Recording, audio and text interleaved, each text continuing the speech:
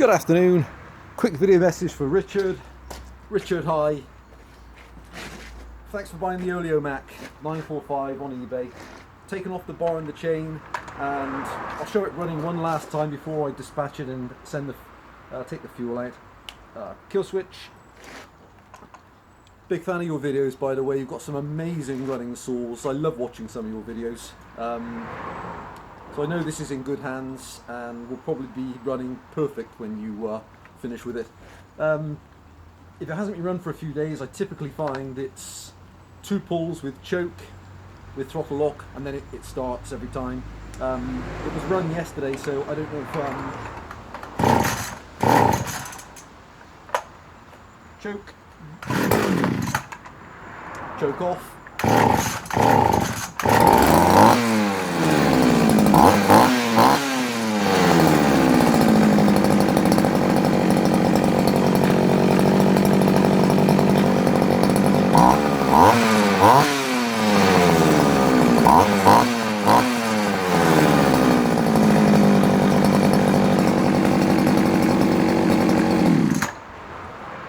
And then typically, every restart it should just be 1 pull, or it has been.